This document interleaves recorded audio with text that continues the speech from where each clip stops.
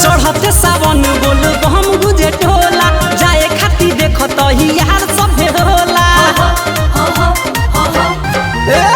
चढ़ते सावन बोल हम गुजे टोला जाए खाती देखो तो यार सभे होला।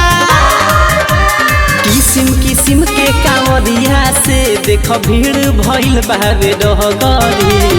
किसिम किसिम के कांवरिया से देख भीड़ भइल बावे डहगरी।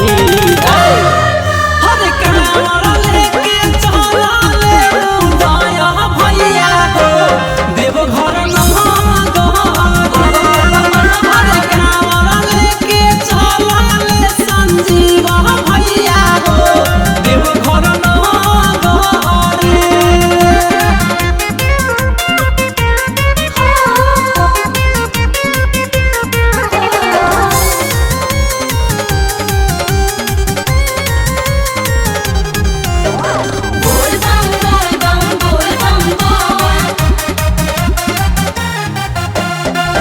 नया नया गेरुआ पेन्ही बहनले पुजरिया जहल ढारे झात बाड़े बैजू के नगरिया। गेरुआ नया पेन्ही बनले पुजरिया जल ढारे जात बाड़े देवघर नगरिया।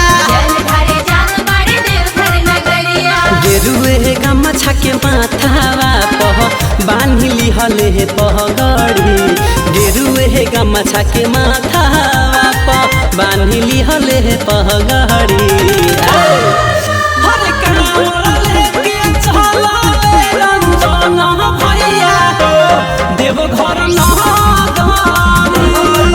हरे कांवर लेके चला ले चंदन भैया हो देवघर नगरी।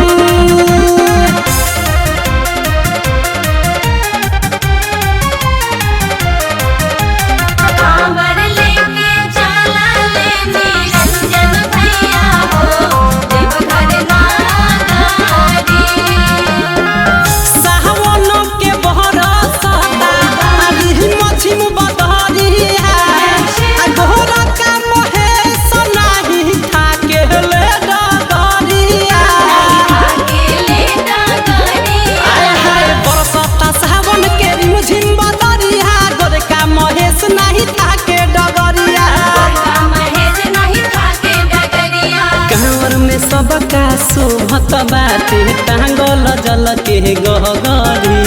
कांवर में सबका शोभत बाटे टांगल जलवा के गहगरी।